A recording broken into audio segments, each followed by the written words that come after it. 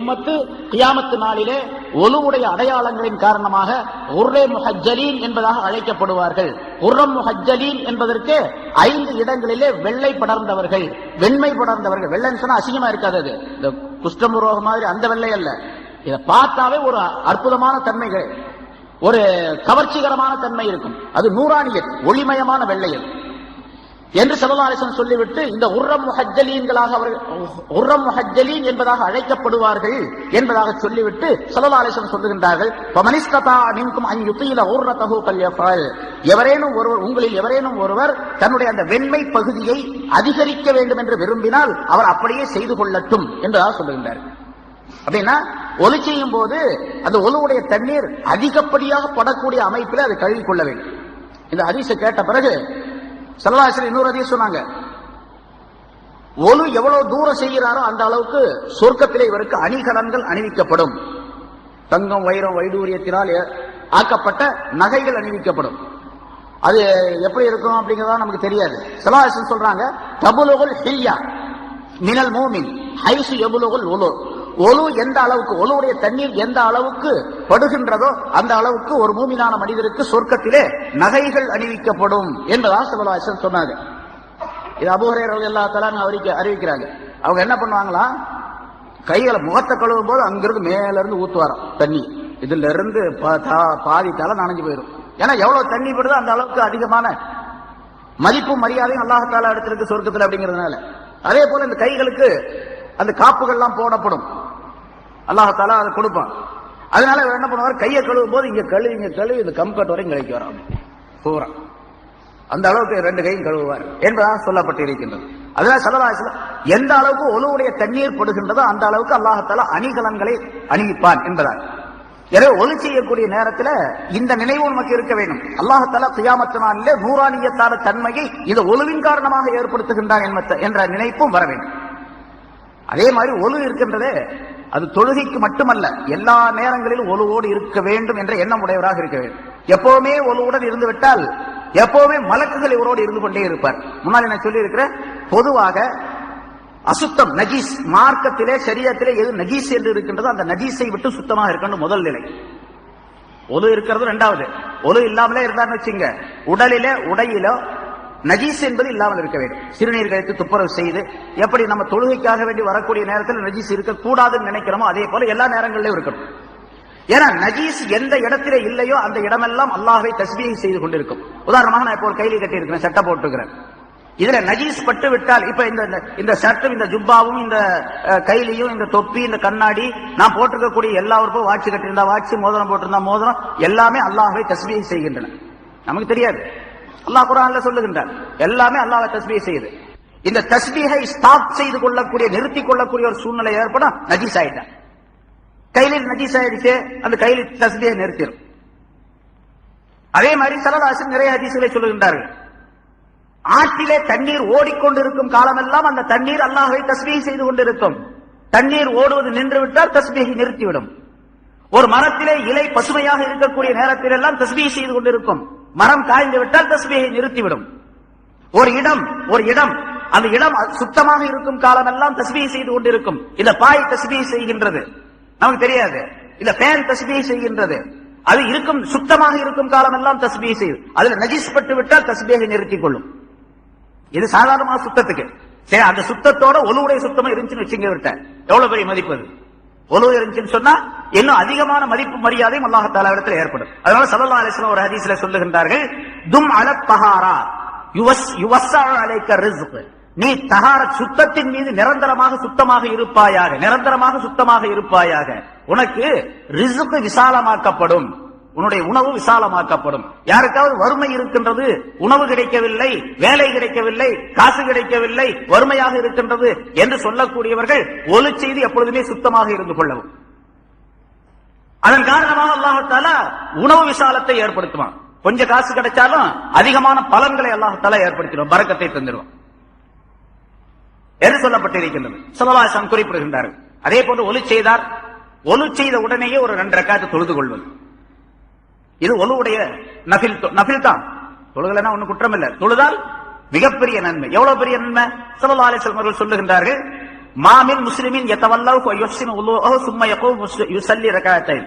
எந்த ஒரு முஸ்லிமான மனிதனும் ஒலு செய்துவிட்டு அந்த ஒலுவை அழகான முறையிலே பரிபூர்ணமான ஒலு செய்து பிறகு எழுந்து நின்று ஒரு 2 ரக்காத் தொழுகின்றார். அந்த 2 ரக்காத்திலே தன்னுடைய கல்பின் மூலமாகவும் தன்னுடைய முகத்தின் மூலமாகவும் முன்னோக்கியவராக தொழுகின்றார்.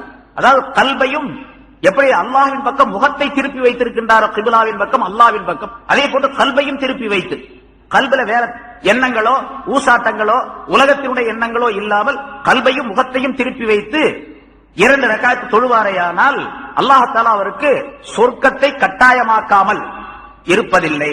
சொர்க்கத்தை வாஜிபாக்கியே தீருவான், கட்டாயமாக அவருக்கு சொர்க்கம் கிடைக்கும்.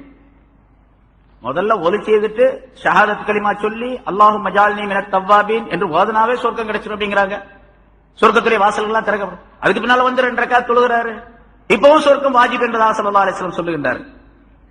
இன்னொரு ஹதீஸ்ல இப்படி சொல்றாங்க, எந்த ஒரு மனிதர் அழகான முறையில் ஒலி செய்துவிட்டு 2 ரக்காத்து தொழுது அந்த 2 ரக்காத்துகளே தன்னுடைய நப்சுடைய ஊசாட்டங்கள் எதுவும் இல்லாமல் ஓர்மையோடு தொழுவாரையானால் அவர் உலகத்திலிருந்து பிரியக்கூடிய நேரத்தில் அன்று பிறந்த பாலகனை போன்று தாயிட வயிற்றிலிருந்து பிறந்த பாலகனை போன்று அவர் பாவமற்றவராக ஆகிவிடுகின்றார் என்பதாகவும் ஸல்லல்லாஹு அலைஹி வஸல்லம் சொல்றாங்க. இதெல்லாம் ஒலி செய்த பின்னால் கிடைக்கக்கூடிய லாபங்கள். அதனால ஒலி செய்வது ரொம்ப ஜாக்கிரதையாக ரொம்ப கவனமாக செய்ய வேண்டும். அதே போல ஒலி செய்யக்கூடிய நேரத்தில் நாம் முதல்ல சொன்னோம் அஊது பில்லாஹி மினஷ் ஷைத்தானிர் ரஜீம் என்று சொல்லிக் கொள்ள வேண்டும், பிஸ்மில்லாஹிர் ரஹ்மானிர் ரஹீம் என்று சொல்லிக் கொள்ள வேண்டும். இன்னொரு ஹதீஸ்ல இப்படி அறிவிக்கப்பட்டிருக்கிறது, ஒவ்வொரு உறுப்பையும் கழுவக்கூடிய நேரத்தில் ஷஹாதத் கலிமா அஷ்ஹது அல்லா இலாஹ இல்லல்லாஹ் வஹ்தஹு லா ஷரீக லஹ் வ அஷ்ஹது அன்ன முஹம்மதன் அப்துஹு வ ரசூலுஹு என்று சொல்லிக் கொள்வது நல்லது, முஸ்தஹப் என்பதாக சொல்லப்பட்டிருக்கின்றது. உலமாக்கள் இந்த ஹதீஸ்களை எல்லாம் வைத்து ஆய்வு செய்து ஒலி செய்யும் போது இவ்வளவு பேடுதலாக செய்ய வேண்டும் என்பதற்காக வேண்டி சில துஆக்களை நமக்கு கற்றுத் தந்திருக்கின்றார்கள். அது ஹதீஸ்ல இல்லாவிட்டாலும் கூட, சில ஹதீஸ்கள்ல சில துஆக்கள் இருக்கின்றன, இல்லாவிட்டாலும் கூட முன்னால் உள்ள ஃபுகஹாக்கள் உலமாக்கள் அந்த ஹதீஸ்களை ஆய்வு செய்து அந்த துஆக்களை சொல்லி தந்திருக்கின்றனர். ஒவ்வொரு உறுப்பையும் கழுவும் பொழுது, மசகு செய்யும் பொழுது, இஸ்வாக்கு செய்யும் பொழுது என்னென்ன துஆக்களை, அதுக்கு தோதுவான துஆக்களை ரொம்ப அற்புதமாக அமைத்து சொல்லி காட்டி இருக்கின்றார்கள். மார்க்கத்துடைய சட்ட கிரந்தங்களிலே தமிழா உருதுலையோ ஆங்கிலத்திலேயோ எல்லா மொழியில உள்ள கிதாபுகள்ல இருக்கு, அதை பார்த்து பாடமாக்கிக் கொள்ள வேண்டியது. பொதுவாக அல்லாஹ் தஆலா இந்த ஒலுவை இவ்வளவு பெரிய அற்புதமான இபாதத்தாக வழங்கி இருக்கின்ற காரணத்தால் முதலாவதாக ஒலி செய்யக்கூடிய ஆரம்ப நேரத்திலே அல்லாஹ்வுக்கு ஷுக்ர் செய்யக்கூடிய மனப்பான்மை ஏற்பட்டு விட வேண்டும்.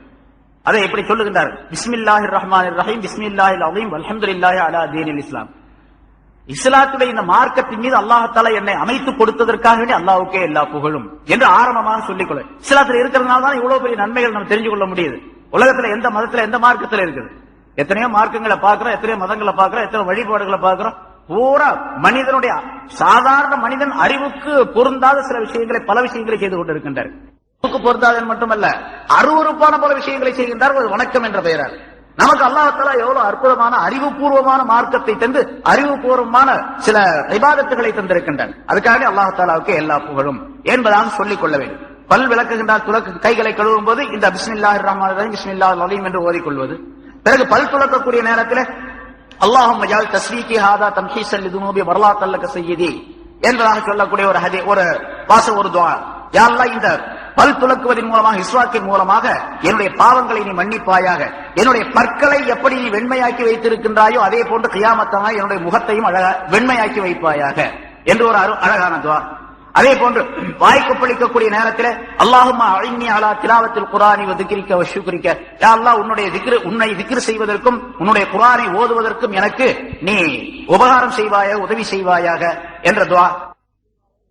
பிறகு நாசிக்கு தண்ணீர் செலுத்தக்கூடிய நேரத்தில் அல்லாஹும்ம அரிஹ்னி ராயிஹத்தல் ஜன்னதி வலா துர்ஹினி ராயிஹத்தன் நார், யா அல்லாஹ், சொர்க்கத்தினுடைய வாசனையை எனக்கு நீ நுகரச் செய்வாயாக, நரகத்தினுடைய வாசனையை எனக்கு நீ நுகரச் செய்து விடாதே என்று கேட்கக்கூடிய துஆ. முகத்தை கழுவக்கூடிய நேரத்தில் அல்லாஹும்ம பய்யில் வஜ்ஹி கமா பய்யல் தஸ்னானி, அல்லாஹும்ம பய்யில் வஜ்ஹி யௌம தபியல்லு வஜூஹு தஸ்வது வஜூஹ், சில முகங்கள் வெண்மையாக இருக்கும், சில முகங்கள் கருப்பாக இருக்கும் என்று கியாமத் நாளை பற்றி அல்லாஹ் தஆலா குர்ஆனிலே சொல்லுகின்றான். நீ சொல்லுகின்றாயே, அப்படிப்பட்ட அந்த நாளிலே என்னுடைய முகத்தை நீ வெள்ளையாக்கி வைப்பாயாக, வெண்மையாக்கி வைப்பாயாக என்று கேட்கக்கூடிய துஆ. கைகளை கழுவும்போது அல்லாஹும்ம ஆத்தினி கிதாபி பியமீனி வ ஹாசிப்னி ஹிசாபன் யஸீரா, யா அல்லாஹ், என்னுடைய அமால் நாமா என்ற பட்டோலையை என்னுடைய வலக்கரத்திலே கொடுத்து எனக்கு கேள்வி கணக்கு லேசாக்கி வைப்பாயாக. இடது கையை கழுவும்போது அல்லாஹும் லா துஅத்தினி கிதாபி பிஷிமாலி வராமின் வரா அல்லாஹரி, யா அல்லாஹ், என்னுடைய பட்டோலையை, என்னுடைய அமால் நாமாவை என்னுடைய இடக்கரத்திலே நீ கொடுத்து விடாதே, எனக்கு முதுகுக்கு பின்னாலும் கொடுக்காதே. சில பேருக்கு இடக்கரத்துல கொடுக்கப்படும், சில பேருக்கு முதுகுக்கு பின்னால் கொடுக்கப்படும் என்று அல்லாஹ் குர்ஆன்ல சொல்றான். அந்த மாதிரி கொடுத்துடாத. காலை கழுவும் பொழுது அல்லாஹும்ம சப்பித் கதமைய அலா ஸிராத், ஸிராத்துல் முஸ்தகீம் என்ற பாலத்தில் என்னுடைய கால்களை நீ உறுதிப்படுத்தி வைப்பாயாக, சருகி விடாமல் இருக்கா செய்வாயாக. இடது காலை கழுவும் அல்லாஹும்ம ஜஅல் தன்பி மஃபூரன் வஸஈ மஷ்கூரன் வதிஜாரத்தில் அன்த பூரா, யா அல்லாஹ் என்னுடைய பாவங்கள் மன்னிக்கப்பட்டதாகவும் என்னுடைய முயற்சி நன்றிக்குரியதாகவும் என்னுடைய வியாபாரம், நான் செய்யக்கூடிய உன்னோடு செய்யக்கூடிய இந்த வியாபாரம், இபாதத் என்ற இந்த வியாபாரம் அதிலே நஷ்டமில்லாததாகவும் ஆக்கி வைப்பாயாக என்று எல்லா உறுப்புகளுக்கும் தனித்தனி துஆக்களை இமாம்கள், உலமாக்கள், ஃபுகஹாக்கள் நமக்கு அமைத்து தந்திருக்கின்றார்கள். ஆக ஒலி செய்வது என்பது ஒரு தனி இபாதத் என்பது மட்டுமல்ல, ஒலி செய்து விட்டு திரும்புகின்ற நேரத்திலேயே இவருடைய பாவங்கள் எல்லாம் மன்னிக்கப்பட்டு விடுகின்றன. அப்படிப்பட்ட அற்புதமான இபாதத்தாக அது இருப்பதால் அல்லாஹ் தஆலா குர்ஆனின் மூலமாக அதனை அந்த பரலான காரியங்களை மட்டும் சொல்லி அதை செய்ய வேண்டும் என்பதாக குறிப்பிடுகின்றன. பொதுவாக சுத்தமாக இருப்பது என்பது இஸ்லாத்திலே மிக முக்கியமாக ஆக்கப்பட்டிருக்கின்றது. அது ஈமானுடைய பகுதி என்பதாக, அத்துஹூர் ஷத்ருல் ஈமான், ஈமானுடைய ஒரு பகுதி என்பதாக ரசூலுல்லாஹி ஸல்லல்லாஹு அலைஹி வஸல்லம் சொல்லுகின்றார்கள். எனவே சுத்தமாக எல்லா நேரங்களிலும் இருக்க வேண்டும். குறிப்பாக தொழுகையுடைய நேரத்திலே ஒலு செய்து கொள்வது என்பது சொல்லப்பட்ட முறைப்படிக்கு இருக்க வேண்டும். அதிலே சுன்னத்தான முறைகள் ரசூலுல்லாஹி ஸல்லல்லாஹு அலைஹி வஸல்லம் அவர்கள் செய்து காட்டியவை, ஒலு செய்து காட்டிவிட்டு ஹாதா உலூஇ வ உலூஉல் அன்பியாஇ மின் கப்லி வ உலூஉ அபி இப்ராஹிம் என்பதாக ஒரு ஹதீஸிலே ஸல்லல்லாஹு அலைஹி வஸல்லம் சொன்னார்கள். ஒரு தடவை சொன்னார்கள், ஒலு செய்து காட்டிவிட்டு இது என்னுடைய ஒலு மட்டுமல்ல, முன்னால் உள்ள எல்லா நபிமார்களுடைய ஒலுவும் இப்படித்தான், அதிலும் குறிப்பாக என்னுடைய தந்தை இப்ராஹிம் அலைஹிஸ்ஸலாம் அவர்களுடைய ஒலுவும் இப்படித்தான் என்பதாக சொன்னார்கள்.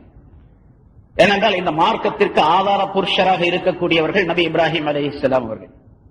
இது மில்லத்தை இப்ராஹிமுடைய மார்க்கம் என்பதாக நமக்கு குர்ஆனின் மூலமாக சொல்லப்பட்டிருக்கின்றது. எனவே அதை தனித்த ரசூலுல்லாஹி ஸல்லல்லாஹு அலைஹி வஸல்லம் சொல்லி காட்டுகின்றார்கள். இப்ராஹிம் அலைஹிஸ்ஸலாம் அவர்களை தொழுகை, ஒலு சம்பந்தப்பட்ட விஷயங்களிலே, இன்னும் மார்க்க சம்பந்தப்பட்ட பல்வேறு காரியங்களிலே அல்லாஹ் தஆலா புகழ்ந்து கூறுகின்றார். ஆகவே ஒலுவை பற்றி எல்லா நபிமார்களுடைய ஒலு என்று சொன்னதிலே எல்லா நபிமார்களும் சேர்ந்து விட்டார்கள். இருந்தாலும் இப்ராஹிம் அலைஹிஸ்ஸலாம் அவர்களை தனித்து சொல்லி காட்டி ஒரு மகத்துவத்தை தெரியப்படுத்துகின்றார்கள். அதே போன்று ஒலு செய்யக்கூடிய நேரத்தில் உறுப்புகளை எப்படியெல்லாம் கழுவ வேண்டும் என்று விளக்கப்பட்டது. அதிலே ஒன்று, சாதாரணமாக நாம் நினைக்கக்கூடிய சில விஷயங்கள் மனிதனுடைய வாழ்க்கையிலே மிகப்பெரிய பலன்களை தந்துவிடும். கைகளை கழுவும் பொழுது விரல்களை கோதி கழுவ வேண்டும் என்பதாக முன்னாலும் சென்ற வாரமும் சொன்னது. கைகளை கழுவும் போது விரல்களை இப்படி தேய்த்து கோதி கழுவ வேண்டும், தேய்த்து கழுவ. அதே மாதிரி கால் விரல்களை தேய்த்து கழுவ வேண்டும். கைகளை கோதி கழுவுவது என்பதிலே ஸல்லல்லாஹு அலைஹி வஸல்லம் அவர்கள் செய்து காட்டிய முறை இமாம்கள் நமக்கு வகுத்து தந்திருக்கின்றார்கள். வலது கையுடைய இந்த உள்பகுதியை இடது கையினுடைய மேல் பகுதியிலே வைத்து, அதாவது இடது கையினுடைய மேல் பகுதியை வலது கையிலே இப்படி வைத்து தேய்த்து, பிறகு வலது கையை இடது கையின் மீது வைத்து தேய்த்து இப்படி கழுவ வேண்டும் என்பதால் இதுக்கு பேர் தான் கோதி கழுவுதல் என்பதாக சொல்லப்படும் தமிழ். இப்படி கழுவுறதுனால என்ன கிடைக்கும்? உடலுக்கு நன்மைகள் வேற, அது பின்னால சொல்றோம். ரசூலுல்லாஹி ஸல்லல்லாஹு அலைஹி வஸல்லம் அவர்கள் சொல்லுகின்றார்கள், இதே மாதிரி கால் விரல்களை ஒவ்வொரு விரலாக, ரெண்டு விரலுக்கு இடையில ஒரு விரலை, கையுடைய ஒரு விரலை விட்டு, சரி அது எந்த விரலை விடுறது அப்படிங்கறதையும் எழுதி வச்சிருக்கிறாங்க. வலது கையினுடைய சுண்டு விரலை கொண்டு அல்லது இடது கையினுடைய சுண்டு விரலை கொண்டு அந்த காலுடைய விரல்களுக்கு மத்தியிலே அதை தேய்த்து கழுவ வேண்டும், கோதி கழுவ வேண்டும் என்பதாக சொல்லப்பட்டிருக்கின்றது. ஸல்லல்லாஹு அலைஹி வஸல்லம் அவர்கள் சொல்லுகின்றார்கள், ஹல்லிலு பைனல் அஸாபி' லா துஹல்லிலுஹன் நார், விரல்களுக்கு மத்தியிலே நீங்கள் கோதி கழுவுங்கள், அந்த விரல்களுடைய இடுக்குகளில் சந்துகளிலே நரக நெருப்பு நுழையாது என்பதாக ஸல்லல்லாஹு அலைஹி வஸல்லம் சொன்னார்கள். நரக நெருப்பிலிருந்து பாதுகாப்பு பெறுவதற்கு பல உபாயங்கள் இருக்கின்றன. அதுல விரல்களை கோதி கழுவுவதன் காரணமாக நரக நெருப்பு அதனை தொடாது என்பதாகவும் ஸல்லல்லாஹு அலைஹி வஸல்லம் சொல்லுகின்றார். இது ரொம்ப பெரிய பலன். அதே போல இந்த தேய்த்து கழுவுதல் இருக்குது பாருங்க, அது இப்போ ஒலு சம்பந்தப்பட்ட, தொழுகை சம்பந்தப்பட்ட விஷயங்கள் மட்டுமல்ல, ஒலு சம்பந்தப்பட்டது, சிறுநீர் கழிப்பது, எப்படியெல்லாம் ரசூலுல்லாஹி ஸல்லல்லாஹு அலைஹி வஸல்லம் சொல்லி தந்திருக்கின்றார்களோ அதிலே மனிதனுக்கு மிகப்பெரிய சுகாதார முறைகள் அமைந்திருக்கின்றன. உடல் நலம் அமைந்திருக்கின்றது. உடல் நலமாகிவிட்டால் மனிதனுடைய உள்ளமும் நலமாக ஆகிவிடும். ஆகவே உடல் நலம் பேணப்படுவது ஒலுவின் மூலமாக மிக அதிகமாக இருக்கின்றது என்பதாக குறிப்பிடுகின்றார்கள். இந்த விரல்களை கோதி கழுவுவது, தேய்ப்பது, கை கால் விரல்களை தேய்ப்பது, முகத்தை கழுவும் போது தேய்த்துக் கொண்டு கழுவுவது, இதுவெல்லாம் மிகப்பெரிய சுகாதாரமாக ஆக்கப்பட்டு இருக்கின்றது. முகத்தை கழுவும் போது பிக்குடைய கிதாபுகளில் புகாக்கள் எழுதுவார்கள், கண்களை நன்றாக தேய்த்து கழுவுங்கள் என்பதால். முகத்தை கழுவும்போது சும்மா தண்ணியை ஊத்திக்க கூடாது, முகத்தை தேய்ச்சி கழுவணும். அப்படிங்கிறதுல கண்களையும் இப்படி தேய்த்து ஒரு விரலை வச்சு இப்படி 2 களிமா விரலை வச்சு 2 கண்களையும் தேய்த்து கழுவுங்கள். அப்படி கழுவக்கூடிய நேரத்தில் கண்ணுடைய அந்த கடைசி பகுதி இருக்கு பாருங்க, மூக்குல் ஆயின் என்பதாக சொல்லப்படும் அரபியில. கண்ணுடைய கடைசி பகுதி, இந்த பகுதியில நீங்க விரலை விட்டு நல்லா இப்படி தேய்ச்சி கழுவுங்க என்பதையும் பிக்குடைய கிதாபில் எழுதப்பட்டிருக்கின்றது. இப்படி தேய்த்து கழுவுவதனால கண் வலி எப்போதுமே வராது என்பதாக குறிப்பிடுகின்றார்கள். இப்ப மருத்துவர்கள் சொல்லக்கூடிய முறை, கண் வலி எப்பொழுதுமே வராது தேய்த்து கழுவுவதின் காரணமாக. என்ன சொல்ல போனால் கண் பார்வையும் நன்றாக இருக்கும், கண் பார்வையும் கூட கெட்டு போகாமல் நன்றாக இருக்கக்கூடிய ஒரு சூழ்நிலை இப்படி தேய்த்து கழுவுவதின் காரணமாக அமைகின்றது என்பதாக குறிப்பிடுகின்றார்கள். அதே போன்று கைகளை கழுவும் பொழுது, தலைக்கு மசாஜ் செய்யும் போது, இன்னும் குறிப்பாக கால்களை கழுவும் பொழுது, கால்களை கழுவும் போது, காது தலைக்கு மசாஜ் செய்து காதை கழுவும் போதும் கூட காது சம்பந்தப்பட்ட பல்வேறு முறைகள் சொல்லப்பட்டு இருக்கின்றன. இந்த காதல ஸல்லல்லாஹு அலைஹி வஸல்லம் அவர்கள் சொன்ன முறை முன்னால விளக்கப்பட்டது. நம்ம எப்படி ஒலிச்சீரங்கிற சாதாரணமாக நாம் செய்துட்டு போயிடுறோம். ஆனா அதுல பல நன்மைகள் மனிதனுடைய உடலுக்கு ஏற்படுகின்றன. இந்த காதுக்குள்ள இந்த விரலை விட்டு ஸல்லல்லாஹு அலைஹி வஸல்லம் இந்த கலிமா விரலை விட்டார்கள் என்பதாக ஒரு அறிவிப்பில, அல்லது இந்த சுண்டு விரலை 2 காதுக்குள்ள விட்டு இப்படி குடைஞ்சு எடுத்து பிறகு இந்த கலிமா பெருவரலுடைய மேல் பகுதியை காதினுடைய பின்பகுதியில் இப்படி தேய்ச்சாங்க அப்படின்னு சொல்லிட்டு, இந்த காதுல இப்படி தேய்ப்பதின் காரணமாக மசாஜ் செய்வது, காதுல இப்படி அடிக்கடி நம்ம ஒரு நாளைக்கு 5 வேளை தேய்க்கிறோம். அது அல்லாம மற்ற நேரங்களில் ஒலி செய்யக்கூடிய ஒரு வாய்ப்பு இருந்தால் அப்பொழுதும் காதுக்கு மசாஜ் செய்யக்கூடிய சூழ்நிலை. இப்படி அடிக்கடி தேய்த்துக் கொண்டிருப்பதன் காரணமாக காதில் இருக்கக்கூடிய பல்வேறு கோளாறுகள் நீக்கப்படுகின்றன. அதே போன்று காதுக்கும் பல்லுக்கும் நெருங்கிய சம்பந்தம் இருக்கின்றது, தொண்டைக்கும் நெருங்கிய சம்பந்தம் இருக்கின்றது. ஆகவே தொண்டை வலி வராமல் இருப்பதற்கும் தொண்டையிலே புண்கள் ஏற்படாமல் இருப்பதற்கும் காதுக்கு மசாஜ் செய்ய வேண்டும் என்பதாக, காதுக்கு மசாஜ் செய்ய வேண்டும் என்பதாக சொல்லுகின்றார். நம்ம மசாஜ்னு சொல்றோம், மசாஜ்னா தடவுறது. காதுக்கு மசாஜ் செய்வதன் மூலமாக தொண்டை வலி, பல் வலி ஆகியவை வராது என்பதாக குறிப்பிடப்பட்டிருக்கின்றது. இதெல்லாம் ரசூலுல்லாஹி ஸல்லல்லாஹு அலைஹி வஸல்லம் அவர்களுக்கு அல்லாஹ் தஆலா அறிவித்து கொடுத்தது. அதை தெளிவாக, ஏன்னா மார்க்கத்தில் இருக்கக்கூடிய விஷயங்கள் அனைத்தும் தனித்தனியாக ஒவ்வொன்றாக சொல்ல வேண்டிய அவசியம் இல்லை. அல்லாஹ் சொன்னா, ரசூல் சொன்னார்கள் என்று சொன்னாலே அதற்குள்ள ஆயிரக்கணக்கான ரகசியங்கள் அடங்கி இருக்கின்றன என்பதை நாம் விளங்க வேண்டும். முதலாவதாக அது ஏன், எதுக்கு, அதிலிருந்து எப்படி வருது, இப்படி வருது அப்படின்னு ஆராய்ச்சியில செய்து கொண்டிருக்க வேண்டியதில்லை. ஆனா இப்ப ஆய்வு செய்து இப்படி குறிப்பிடுகின்றார்கள். அதே போன்று மூக்குக்கு தண்ணீர் செலுத்துறதை பத்தி நான் உங்களுக்கு சொன்னேன். மூளை சுறுசுறுப்படைய வேண்டும் என்று சொன்னால் மூக்குக்கு நன்றாக தண்ணீர் செலுத்த வேண்டும். தண்ணீர் செலுத்துவதில் 2 வகையான ஹதீஸ்கள் சொல்லப்பட்டு இருக்கின்றன. இஸ்தின்ஷாக், இஸ்தின்சார் என்பதாக 2 வார்த்தைகள் குறிப்பிடப்படுகின்றன. போன வாரம் அது சொன்னோம், சில பேருக்கு மறந்து போயிருக்கலாம். இஸ்தின்ஷாக் என்று சொன்னால் கையில தண்ணி எடுத்து மூக்குக்குள்ள தண்ணீரை செலுத்துவது. இஸ்தின்சார் என்று சொன்னால் மூக்கு தண்ணீர் செலுத்தின தண்ணீரை சிந்துவது. இப்படி தண்ணீரை செலுத்தி சிந்தினால் மனிதனுடைய மூளை சுறுசுறுப்படைகின்றது.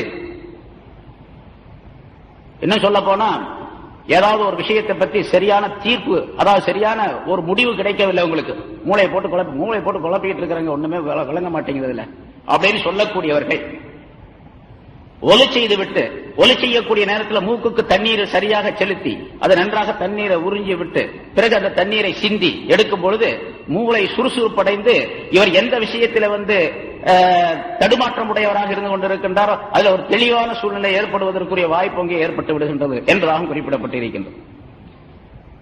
இது மூக்கு, இந்த காது, முகம் கழுவுவதல் சம்பந்தமாக ஏராளமான முறைகள் இந்த மசாஜ் சம்பந்தப்பட்ட விஷயங்களிலே சொல்ல அந்த புத்தகங்களிலே குறிப்பிடுகின்றார்கள். பொதுவாக முகத்தை கழுவக்கூடிய நேரத்தில் முகத்தில் தான் அல்லாஹ் தஆலா மனிதனுடைய உறுப்புகளிலே மிகச் சிறந்த உறுப்புகளை எல்லாம் அமைத்து வைத்திருக்கின்றான்.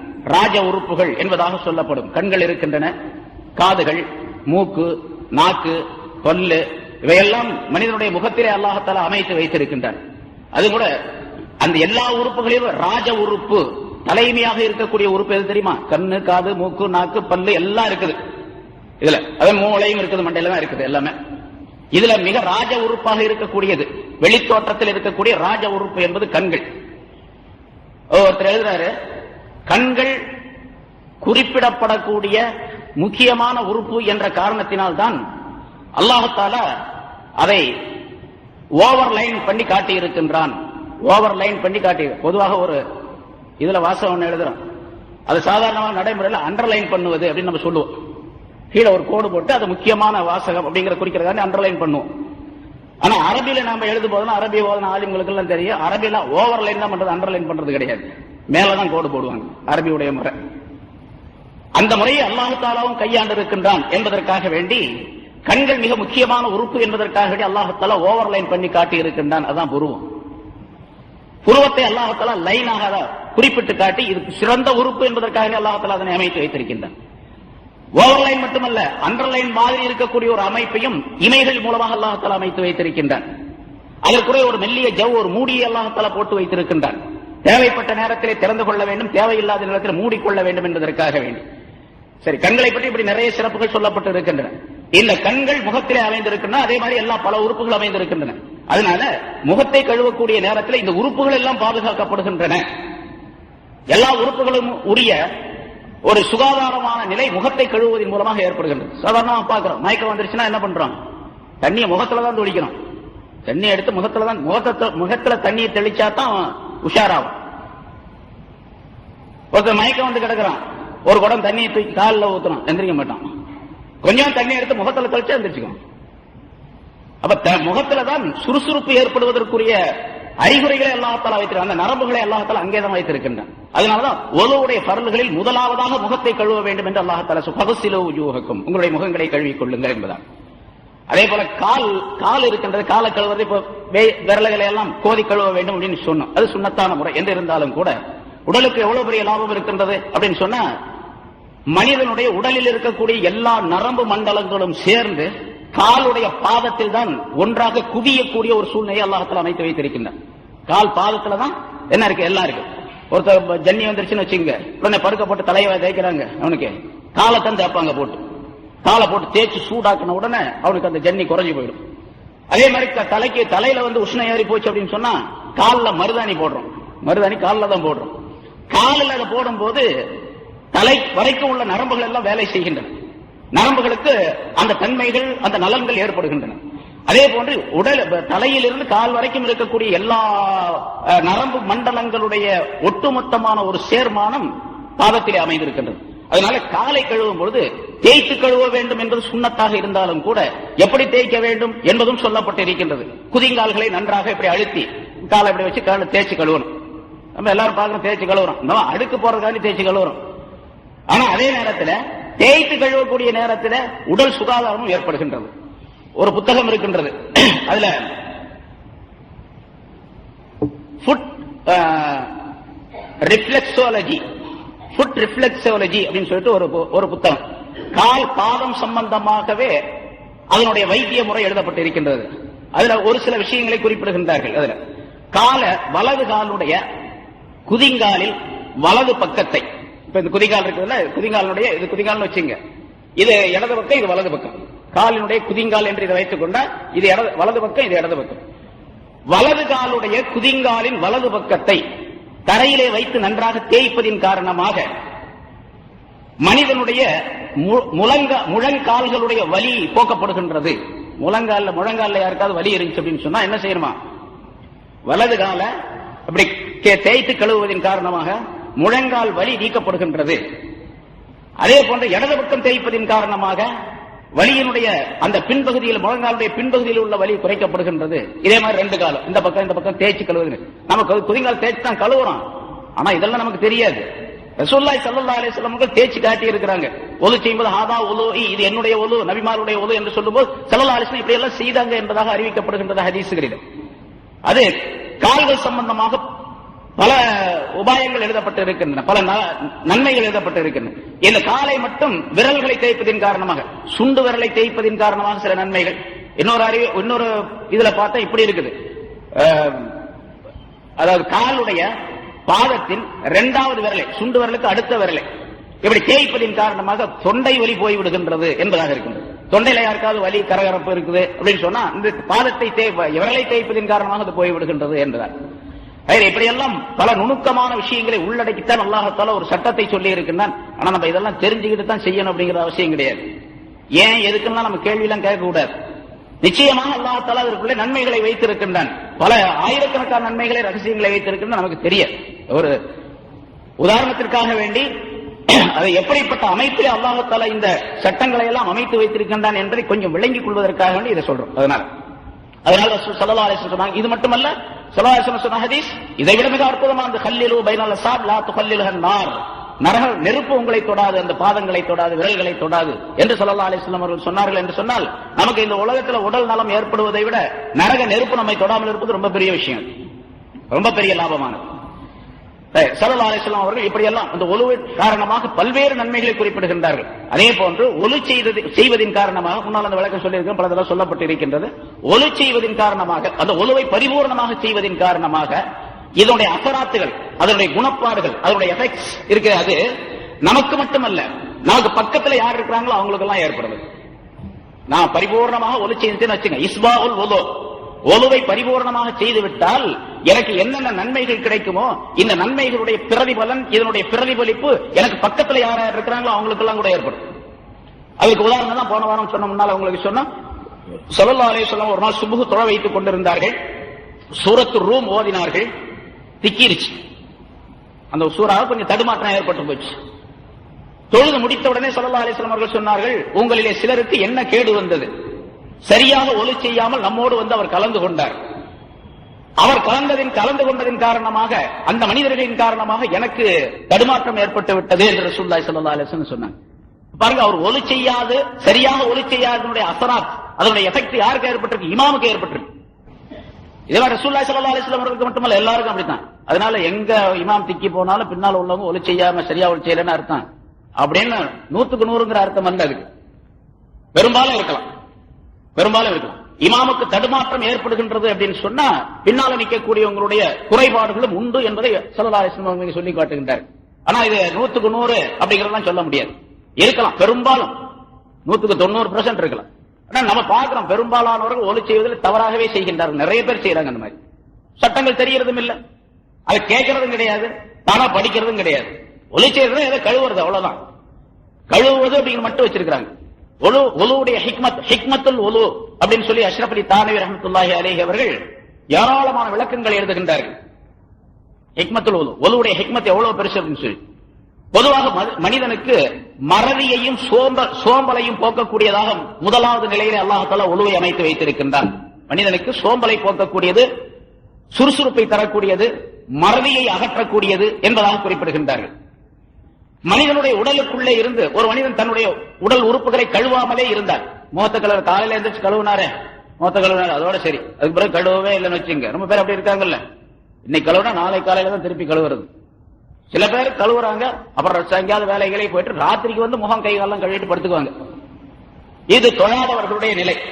சரி, அப்படியே கழுவாமலே இருக்கக்கூடிய நேரத்தில் என்ன ஏற்படுதுன்னு கேட்டா, அஷ்ரஃப் அலி தானவி ரஹ்மத்துல்லாஹி அவர்கள் சொல்லுகின்றார்கள், மனிதனுடைய உடலுக்குள்ளே இருக்கக்கூடிய சில நச்சு பொருள்கள் எல்லாம் மனிதனுடைய உடல் மேல் பகுதிக்கு வந்து விடுகின்றன. அதுல மேல் பகுதிக்கு வரக்கூடிய நேரத்தில் எந்த பகுதிகள் எல்லாம் துணியால் மூடப்படாமல் அல்லது குறைவான மூடுதல் என்பது இருக்கின்றதோ அந்த இடங்களிலே அந்த நச்சுத்தன்மைகள் வெளியாகக்கூடிய சூழ்நிலை ஏற்படுகின்றது. மற்ற எல்லா இடத்துலையும் துணியில மூடி இருக்கிறோம். துணியில் மூடாத பகுதி முகம், இந்த கையினுடைய பகுதி. கையில சில மூடி இருந்தாலும் கூட பெரும்பாலும் இந்த கையை தூக்கி விடக்கூடிய அல்லது கை வந்து வெளியே தெரியக்கூடிய சூழ்நிலை பல நேரங்களில் ஏற்பட்டு போயிடும். கை, அதே போல பாதம், மனிதனுடைய தலை, சில நேரங்கள்ல இதெல்லாம் வந்து உடலுக்குள்ளே இருக்கக்கூடிய நச்சு பொருள்கள் வெளியாகக்கூடிய ஒரு சூழ்நிலை ஏற்படுகின்றது. அடிக்கடி தண்ணீரின் மூலமாக அதை கழுவிக் கொள்வதன் காரணமாக அந்த நச்சு பொருள்கள் எல்லாம் அகற்றப்பட்டு மனிதனுடைய உடலுக்கு லாபம் தரக்கூடிய, சுகாதாரம் தரக்கூடிய சூழ்நிலை ஏற்பட்டு விடுகின்றது. இதன் காரணமாகவே அல்லாஹ் தஆலா ஒலுவை கடமையாக்கி வைத்திருக்கின்றான் என்பதாக குறிப்பிடுகின்றார். அதே போன்று ஒலு செய்வதன் காரணமாக அல்லாஹ்வுடைய மஹப்பத் ஏற்படுகின்றது, அல்லாஹ்வுடைய பிரியம் ஏற்படுகின்றது. எல்லாத்தை விட இதெல்லாம் சாதாரணமான விஷயம். ஒலு செய்யுது, தொழுகைக்காண்டி கட்டாயம் ஒலு செய்யணும். ஆனா அதே நேரத்தில் ஒலு என்பது அல்லாஹ் கட்டளையிட்டான். ஃபக்ஸிலு வுஜூஹக்கும் வஅய்தியக்கும் இலல் மராஃபிக் என்று கட்டளையிட்டு இருப்பதின் காரணமாக அல்லாஹ் தஆலாவுடைய மஹப்பத் ஏற்படுகின்றது. அல்லாஹ்வுடைய மஹப்பத் ஏற்பட்டால் மலக்குகளுடைய மஹப்பத் எல்லாம் ஏற்படும். ஒரு ஹதீஸ், நீண்ட ஹதீஸ் முன்னால சொல்லப்பட்டிருக்குது. யாராவது ஒரு மனிதரை அல்லாஹ் தஆலா பிரியம் வைத்தால், அடிக்கடி தாலீமுடைய கிதாபுகள் எழுதப்பட்டு படிக்கப்படுகின்றது, யாராவது ஒரு மனிதரை அல்லாஹ் தஆலா பிரியம் வைத்தால், அடிக்கடி தாலீமுடைய கிதாபுகள் எழுதப்பட்டு படிக்கப்படுகின்றது, யாராவது ஒரு மனிதரை அல்லாஹ் பிரியம் வைத்தால் ஜிப்ரீல் அலைஹிஸ்ஸலாம் அவர்களை கூப்பிட்டு அல்லாஹ் சொல்லுகின்றான், இந்த மனிதரை நான் பிரியம் வைக்கின்றேன், ஆகவே நீரும் பிரியம் வைப்பீராக என்று ஜிப்ரீல் அலைஹிஸ்ஸலாம் அவர்களுக்கு அல்லாஹ் தஆலா சொல்லுகின்றான். ஜிப்ரீல் அலைஹிஸ்ஸலாம் அவர்கள் வானத்தில் இருக்கக்கூடிய எல்லா மலக்குகளுக்கும் அந்த அறிக்கையை சமர்ப்பிக்கின்றார்கள். இந்த மனிதரை அல்லாஹ் விரும்புகின்றான், நானும் விரும்புகின்றேன், நீங்களும் விரும்புங்கள், மஹப்பத் வையுங்கள் என்பதாக சொல்லுகின்றார்கள். வானத்தில் இருக்கக்கூடிய எல்லா மலக்குகளும் பிரியம் வைக்கின்றார்கள். பிறகு அந்த பிரியமாகிறது வானத்திலிருந்து கடந்து பூமியை வந்து அடைகின்றது. பூமியில் இருக்கக்கூடிய எல்லா மலக்குகள் மட்டுமல்ல, எல்லா மனிதர்களும் அவரை பிரியம் வைக்கக்கூடிய ஒரு அமைப்பை, ஒரு சூழ்நிலையை அல்லாஹ் தஆலா ஏற்படுத்தி வைத்து விடுகின்றான். பூமியிலே தரையில் இருக்கக்கூடிய மனிதர்கள் மற்றவர்கள் எல்லாம் பிரியமாக இருக்கக்கூடிய நேரத்தில் இந்த தரையை கடந்து கடலுக்கு செல்லக்கூடிய ஒரு அமைப்பையும் அல்லாஹ் தஆலா ஏற்படுத்தி விடுகின்றான். இந்த மனிதரை கடலில் வாழக்கூடிய மீன்களும் மற்ற பிராணிகளும் பிரியம் வைக்கின்றன என்றெல்லாம் ரசூலுல்லாஹி ஸல்லல்லாஹு அலைஹி வஸல்லம் சொல்லி காட்டுகின்றார். இப்ப பாருங்க, ஒது செய்வதன் காரணமா அல்லாஹ்வுடைய மஹப்பத் ஏற்படுது. அப்புறம் ஜிப்ரீல் அலைஹிஸ்ஸலாம், அப்புறம் மலக்குகள், அப்புறம் மனிதர்கள், அப்புறம் மிருகங்கள். அல்லாஹ்வுடைய மஹப்பத் ஒரு மனிதன் மீது ஏற்பட்டு விட்டா எல்லா மிருகங்களும் கூட பிரியம் வச்சிடும். எல்லா மிருகங்களும், சிங்கம், புலி, கரடி கூட இவர் மீது பிரியமாக இருக்கு. எத்தனையோ வரலாறுகள் நம்ம பார்க்கிறோம். சிங்கத்து மேல ஏறி வந்தாரு, புலி மேல ஏறி வந்தாரு, கரடியை பிடிச்சிட்டு வந்தாரு என்றெல்லாம் பெரியார்களுடைய சம்பவங்களிலே நாம் பார்க்கிறோம். அது காரணம் என்ன? அல்லாஹ்வுடைய மஹப்பத் அவர் மீது ஏற்பட்டு விட்டது என்பதாக பொருளாகும். சரி, அதே மாதிரி ஒளி நூறானியத்து ஏற்படுகின்றது. ஒலு செய்வதன் காரணமாக நூறானியத்து ஏற்படுகின்றது. இந்த நூறானியத்து ஒளிமயமான இந்த தன்மை எப்பொழுது தெரியும்? உலகத்துல தெரியாது, அது கியாமத் நாள்ல தான் தெரியும். அதான் குர்ரம் முஹஜ்ஜலீன் என்று இந்த உம்மத்தினருக்கு பெயர் என்பதாக ஸல்லல்லாஹு அலைஹி வஸல்லம் குறிப்பிட்டார். அது பற்றி போன வாரம் போனதில் சொல்லப்பட்டது. ஒளி செய்த உறுப்புகள் மிக பிரகாசமாக இலங்கும் என்பதாக, பிரகாசித்துக் கொண்டிருக்கும் என்பதாக சொல்லப்பட்டு இருக்கின்றது. அதை வைத்து அடையாளம் கண்டு கொள்வேன் என்னுடைய உம்மத்தினர்களை என்று ரசூலுல்லாஹி ஸல்லல்லாஹு அலைஹி வஸல்லம் சொல்லுகின்றார். அதே மாதிரி உடலில் இருக்கக்கூடிய உஷ்ணம் போக்கப்பட்டு அவருக்கு ஒரு குளிர்ச்சியான சம சீதோஷ்ண நிலை மனிதனுக்கு ஏற்படுகின்றது ஒலுவின் காரணமாக. அல்லாஹ் தஆலாவுடைய நெருக்கம், மலக்குகளுடைய நெருக்கம் ஏற்பட்டு விடுகின்றது. மலக்குகளுடைய நெருக்கம் ஏற்பட்டு விட்டால் மற்ற எல்லா பிராணிகளுடைய நெருக்கம், மஹப்பத் ஏற்படுவதை போன்ற நெருக்கம் ஏற்பட்டு விடுகின்றது. பிறகு எல்லாவற்றை விட மிகப்பெரிய லாபம் என்னவென்று கேட்டால் பாவங்கள் எல்லாம் கழுவப்பட்டு விடுகின்றன. உறுப்புகளை கழுவுவதனால பாவங்கள் எல்லாம் கழுவப்பட்டு விடுகின்றன. முதல்ல சொல்லியிருக்கோம், ஒவ்வொரு உறுப்பையும் கழுவும் போது பாவங்கள் அந்த தண்ணீரோடு வழிந்து விடுகின்றது என்பதால். அதற்கு பிறகு ஒலி செய்து முடித்த பின்னால ஸல்லல்லாஹு அலைஹி வஸல்லம் சொன்ன துஆ முன்னால் சொல்லியிருக்கேன். திருப்பி சொல்லுவது நினைவுக்காக வேண்டி நாம் அதை அமல் செய்ய வேண்டும் என்பதற்காக ஸல்லல்லாஹு அலைஹி வஸல்லம் அவர்கள் சொல்லுகின்றார்கள், எவர் ஒருவர் ஒலி செய்து அதை அழகான முறையில் செய்து, மன் தவல்லா ஃபஅஹ்ஸனல் உலூ, எவர் ஒருவர் அழகான முறையில் ஒலி செய்தால், சும்ம ரஃபஅ தர்ஃபஹு இலஸ் ஸமா, பிறகு அவருடைய பார்வையை வானத்தின் பக்கம் உயர்த்தி பார்த்து அல்லாஹ் தஆலாவுடைய நினைவை கொண்டு அப்படிங்கிற அர்த்தம்.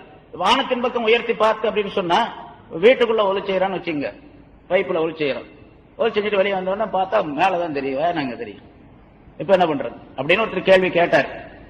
வானத்தை பார்த்து அப்படின்னு சொன்னா மேல பாக்குறதுன்னு அர்த்தம், அவ்வளவுதான். மேல பார்த்தா போதும், வானத்தை பார்த்தா, வானம் தெரிஞ்சாலும் சரி தெரியாட்டியும் சரி, வெளியே ஒலி செஞ்சாலும் சரி, வீட்டுக்குள்ள ஒலி செஞ்சாலும் சரி, அப்படி மேல பார்த்து அதுக்கு என்ன அடையாளம் கேட்டா, நான் உன்னுடைய கட்டளைப்படி ஒலி செய்து விட்டேன் அப்படிங்கறத சொல்லி காட்டுவதற்காண்டி, தெரியப்படுத்துவதற்காண்டி ஒரு நிலை அது. பிறகு அஷ்ஹது அல்லா இலாஹ இல்லல்லாஹ் வ அஷ்ஹது அன்ன வஹ்தஹு லா ஷரீக லஹு வ அஷ்ஹது அன்ன முஹம்மதர் ரசூலுல்லாஹ் என்ற கலிமாவை சொல்லிக் கொண்டு, அதற்கு பிறகு அல்லாஹும்ம ஜஅல்னி மினத் தவ்வாபீன் வ ஜஅல்னி மினல் முத்தத்தஹ்ஹிரீன் வ ஜஅல்னி மின் இபாதிக்கஸ் ஸாலிஹீன் என்ற இந்த துஆவை ஓதிக்கொள்வாரேயானால் ஃபுத்திஹத் லஹு அப்வாபுல் ஜன்னத்தி ஸமானியா, அவருக்கு 8 சொர்க்கங்களுடைய வாசல்களும் திறக்கப்பட்டு விடுகின்றன. யதுகுலு மின் ஐயிஹா ஷா, அவர் எந்த வாசல் வழியாக வேண்டுமானாலும் விரும்பிய வாசல் வழியாக உள்ளே நுழைந்து கொள்ளலாம் என்று ஸல்லல்லாஹு அலைஹி வஸல்லம் சொல்லுகின்றார். 8 வாசல்களுடைய சொர்க்கத்தையும் திறந்து வைத்து, சொர்க்கத்திலே வாசல்களை திறந்து வைத்து இவருக்கு வரவேற்பு அளிக்கப்படுகின்றது. என்ன தொழுகவே இல்லைங்க, இவரு ஒலி செஞ்சு மட்டும் தான் வந்திருக்காரு. நீ தொழுது முடிச்சா எப்படி இருக்கும்? ஆனா இந்த முறையில இருக்கணும், இந்த பக்தியோட இருக்கணும், தக்வாவுடன் இருக்கணும், இந்த எண்ணத்துடன் இருக்கணும். அது வீண் விளையாட்டுக்காக சும்மா கைகால கழுவுறதுக்காண்டி அல்லாஹ் தஆலா ஒலி செய்ய சொல்லல அப்படிங்கறதும் இருக்கணும். வெறுமனே கால் கழுவு அழுக்க போக்குறதுக்காக வேண்டி மட்டுமல்ல, பரல மட்டும் அல்லாஹ் தஆலா சொன்னா அப்படின்னு சொன்னா அதை மட்டும் நினைக்க கூடாது. அதற்கு துணையாக இருக்கக்கூடிய சுன்னத்தான காரியங்கள், முஸ்தஹப்பான காரியங்கள் எது இருக்குதோ அதை பூரா செஞ்சாதான் அந்த ஒலு பரிபூர்ணமான ஒலுவாக, இஸ்பாகுல் ஒலு என்று ஸல்லல்லாஹு அலைஹி வஸல்லம் அவர்கள் சொல்லுகின்றார்கள். அல்லது அஹ்ஸனுல் ஒலு, அழகான ஒலுன்னு சொல்றாங்களே, பரிபூர்ணமான ஒலு என்பது ஒன்று, அழகான ஒலு என்பது ஒன்று. 2 வார்த்தையும் ஸல்லல்லாஹு அலைஹி வஸல்லம் ஹதீஸ்ல சொல்லிங்க. இந்த 2 நிலை ஏற்படுவதற்கு அந்த முறைப்படிக்கு செய்ய வேண்டும் என்பதை நாம் கவனத்தில் கொள்ள வேண்டும். அடுத்து அல்லாஹ் சொல்லுகிறான் வயின் குன்தும் ஜுனுபன் ஃபத்தஹ்ஹரூன். சரி, இது ஒலி செய்யக்கூடிய முறை அல்லாஹ் தஆலா சொன்னான். வயின் குன்தும் ஜுனுபன், நீங்கள் ஜுனுபாலியாக இருந்தால் அல்லது உறவு கொண்டாலோ உறவு கொள்ளாவிட்டாலோ நுத்ஃபா விந்து வெளிப்படுவதின் காரணமாக இவர் ஜுனுபாலியாக ஆகிவிடுகின்றார். விந்து வெளிப்படுவது எந்த முறையில் இருந்தாலும் சரி, அது தவறான முறையாக இருந்தாலும் சரி, ரைட்டான முறையா இருந்தாலும் சரி, அல்லது தூக்கத்திலிருந்து எழுகின்றார், விந்து வெளிப்பட்டு இருக்கின்றது, ஸ்கலிதம் என்பதாக சொல்லுகின்றோம், இஹ்திலாம் என்பதாக அரபிலே சொல்லப்படும். எந்த நிலையில் இருந்தாலும் சரி இவர் குளிக்க கடமைப்பட்டவராக ஆகிவிடுகின்றார்.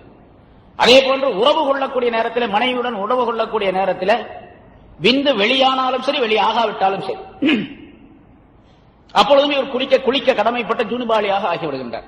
இந்த நிலைகள் எல்லாம் குளிப்பது கடமை. அதே போன்று ஒரு பெண் ஹைலாகிவிட்டால், மாதவிடாய் அவளுக்கு வந்து விட்டது, இப்பொழுது அவர் எதுவுமே செய்ய முடியாது, மாதவிடாய் நின்ற உடனே இவள் குளிப்பது கடமையாகி விடுகின்றது. மாதவிடாய் நின்றவுடன். அதே போன்று பிள்ளை பெற்றெடுக்கின்றாள், பிள்ளை பேருடைய தொடக்கு நிஃபாஸ் என்பதாக சொல்லப்படும். அந்த தொடக்கு நின்ற உடனே, அது எப்பொழுது நிற்கும்? ஹைல் என்பது, மாதவிடாய் என்பது குறைஞ்ச அளவு 3 நாள்.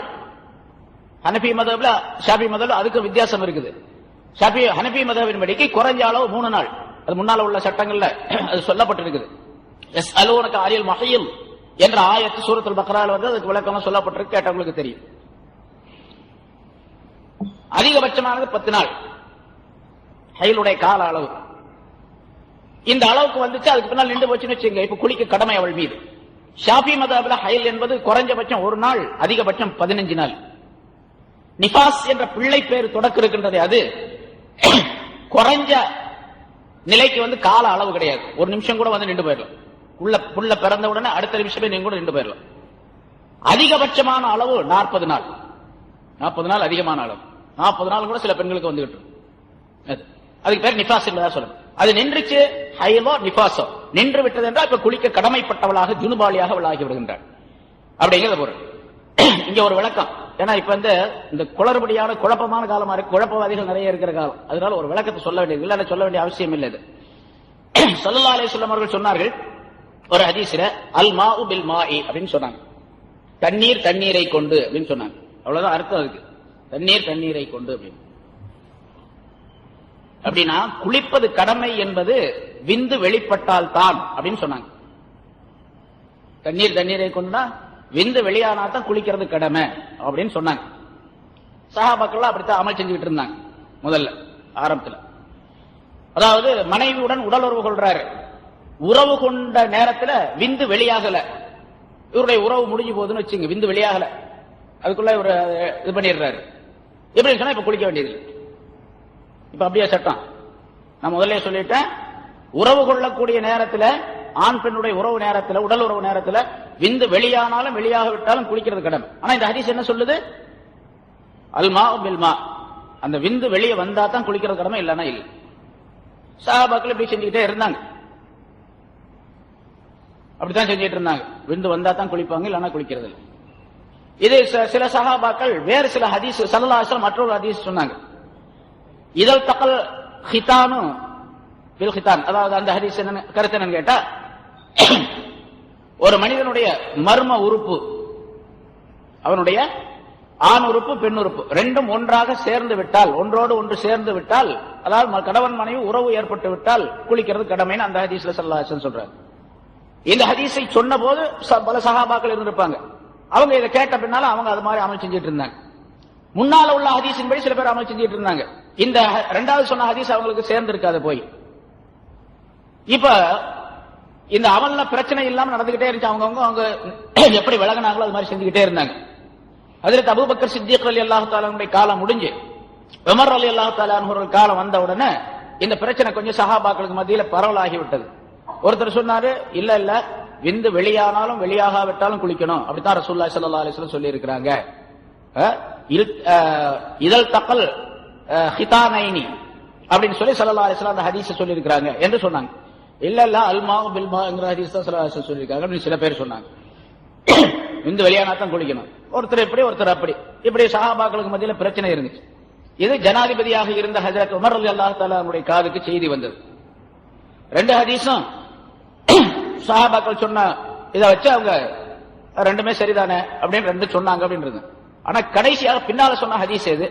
ஸல்லல்லாஹு அலைஹி வஸல்லம் அவர்கள் எதை அமுல்படுத்தினார்கள், எதை செயல்படுத்தினார்கள் அப்படின்னு தெரிஞ்சுக்கிறதா தான் இப்ப என்ன பண்ணணும்னு கேட்டா, ஸல்லல்லாஹு அலைஹி வஸல்லத்துடைய மனைவிமார்கள் யாராவது ஒருத்தர் கூப்பிட்டு கேட்டா தான் இப்ப தெரியும் விளக்கம். அதனால உடனே ஒரு அவசர கூட்டம் போட்டாங்க, கிளாஸ்க்கு வாங்க அப்படின்னு சொல்லிட்டு எல்லாம் மஸ்ஜிதுக்கு வந்தா, மஸ்ஜித் நபவிக்கு வந்தாங்க. சஹாபாக்கள் ரெண்டு பார்ட்டி, இவங்க வேணாங்கிறவங்க, அவங்க வேணுங்கிறவங்க. உறவு கொண்டால் விந்து வெளியானாலும் வெளியாகாவிட்டாலும் குளிக்கணும் அப்படிங்கிற ஒரு பார்ட்டி, ஒரு ஜமாத், பெரிய ஜமாத் உட்கார்ந்து இருக்கு. இன்னொரு ஜமாத் இந்த பக்கம் உட்கார்ந்து இருக்குது, இல்ல விந்து வெளியே வந்தா தான் குளிக்கணும், எல்லாரும் குளிக்க வேண்டியது இல்லை அப்படின்னு சொல்லிட்டு இந்த ஹதீஸ் சொல்ற, அந்த ஹதீஸ் சொல்ற. ஹஜ்ரத் உமர் ரலியல்லாஹு தஆலா அன்ஹு அவர்கள் இந்த ரெண்டு பேருக்கு மத்தியில சமாதானம் பண்ணி வைக்கணும். இந்த ரெண்டு கூட்ட பிரச்சனை ஆச்சுன்னா என்ன ஆகும்? பெருசா போயிடும். அதனால இப்ப சட்டங்களை தீர்வு செய்வதற்காக வேண்டி அன்னை ஆயிஷா ரலியல்லாஹு தஆலா அன்ஹா அவர்களுக்கு ஒரு ஆள் அனுப்பி கூப்பிட்டு விட்டாங்க. ஆயிஷா ரலியல்லாஹு தஆலா அன்ஹா அவர்கள் வந்தாங்க, புர்கா போட்டுட்டு வந்தாங்க. கேட்டாங்க, ஸல்லல்லாஹு அலைஹி வஸல்லம் அவர்கள் உங்களிடத்துல எப்படி நடந்து கொண்டாங்க அப்படின்னு கேட்டாங்க. என்ன சொல்லி இருக்கிறாங்க, எப்படி நடந்து கொண்டாங்க? ரெண்டு, அதாவது ஆண் பெண்ணுடைய ரெண்டு உறுப்புகளும் ஒன்றோடு ஒன்று சந்தித்துக் கொண்டால் அப்படின்னு சொன்னா உறவு ஏற்பட்டால் குளிப்பது கடமை என்று ரசூலுல்லாஹி ஸல்லல்லாஹு அலைஹி வஸல்லம் அவர்கள் சொன்னார்கள் அப்படின்னு சொன்னாங்க. நீங்க போலாம் அப்படின்ட்டாங்க. அவ்வளவு. ஆயிஷா போயிட்டாங்க, அவ்வளவுதான் சொல்லிட்டு போயிட்டாங்க. ஏன்னா மஜ்லிஸ்ல வந்து சொல்லணும், இதை வீட்டுல போய் அவங்க கேட்க முடியாது, எல்லா ஜமாத்தையும் கூட்டு போய் வீட்டுக்கு நின்று கேட்க முடியாது. அதனால மஜ்லிஸ்ல வந்தாங்க, ஆயிஷா சாட்சி சொன்னாங்க, போயிட்டாங்க. உடனே உமர் ரலியல்லாஹு தஆலா அன்ஹு அவர்கள் சொன்னாங்க, ஆயிஷா நாயகி அம்மா அவங்க சொன்னதுதான் சட்டம், அதுதான் ரசூலுல்லாஹி ஸல்லல்லாஹு அலைஹி வஸல்லம் அவருடைய சட்டமும் கூட. இனி யாரும் இந்த அல்மா பில்மா என்று சொன்ன ஹதீஸ்ல அமல்படுத்திட்டு இருக்க கூடாது, ஜாக்கிரதை அப்படின்னு அனுப்பி விட்டாங்க. அவ்வளவு முடிஞ்சு போச்சு பிரச்சனை. அதனால சட்டம். இதை எதுக்காக சொல்றேன்னு கேட்டா, சொல்ல வேண்டிய அவசியம் இல்லை, பொதுமக்களுக்கு தெரிய வேண்டிய அவசியம் இல்லை. யாருக்காவது ரெண்டு ஹதீஸையும் பார்த்தாங்க, ஒருத்தர் என்ன இருக்கு, அதுல அப்படி இருக்கு, இதுல இப்படி இருக்குன்னு கேட்டாரு அப்படின்னு சொன்னா விளக்கம் சொல்லலாம். பொதுமக்களுக்கு தேவையில்லாத விஷயம். இப்பதான் அந்த பொதுமக்களுக்கு தேவையில்லாத விஷயங்களை சொல்லி தான் குழப்பிக்கிட்டு இருக்காங்க. அதான் தேவையில்லாத விஷயங்கள். பொதுமக்கள் அதை தெரிய வேண்டிய அவசியமே இல்லை. என்ன, அவங்க பொதுவா சட்டங்களை சொன்னா போதும். அதனாலதான் இமாம்கள், புகஹாக்கள் ஃபிக்ஹுடைய கிரந்தங்கள்ல எழுதும் போது சட்டங்களை மட்டும் எழுதி வச்சிருப்பாங்க, அதுக்குள்ள ஆதாரங்கள்லாம் எழுத மாட்டாங்க. கையை தேய்ச்சி கழுவணும், அதாவது முகத்தை தேய்ச்சி கழுவணும், உறுப்புகளை தேய்ச்சி கழுவணும் ஒழுவுல அப்படின்னு சொன்னா தேய்க்கிறது சுன்னத்து, அத்தல்கு சுன்னத்துன் சுனனி அத்தல்கு அப்படின்னு எழுதுவாங்க. சுன்னத்தில் இருந்து உள்ள சுன்னத்துகளில் சேர்ந்தது தேய்ப்பது அப்படின்னு அவ்வளவுதான் எழுதுவாங்க. இது சுன்னத்துகளில் சேர்ந்ததுன்னா அதுக்கு எந்த ஹதீஸ், அதை யார் அறிவிச்சிருக்காங்க, அந்த ஹதீஸ் லாயிஃபா இருந்தா சரியானதா, அது புகாரில் இருக்குதா, அதுல இருக்கா, இதுல இருக்குதா அப்படின்னா ஆராய்ச்சி செஞ்சுட்டு இருக்க வேண்டிய அவசியம் எல்லாம் கிடையாது. இது பொதுமக்களுக்குரியதே அல்ல.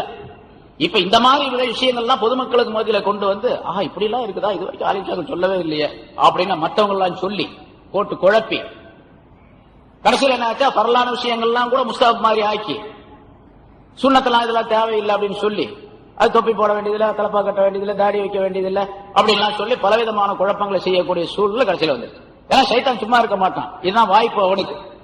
அதனால இந்த குழப்பமான விஷயங்களை மக்களுக்கு மத்தியில பூத்தி விட்டு குழப்பங்கள் செய்யக்கூடிய நேரத்தில் பரலை அடிபட்டு போயிடும். கடைசியில் அப்படித்தான் செஞ்சுட்டு இருக்கிறாங்க. பரல் தொழுகிறது ஒழுங்கா தொழுகிறது இல்ல, பரல் மட்டும் தொழுதா போதும் சொல்றாங்க, ஆனா பரலும் ஒழுங்கா தொழுகிறது இல்ல. நான் அடிக்கடி சொல்றது பல தடவை சொல்லியிருக்கேன். தக்பீர் கட்டணும்னா பாருங்க இப்படி கட்டுறாங்க, தக்பீர் கட்டணும்னா இங்க சொறிவோம் கண்ணை நோட்டும்.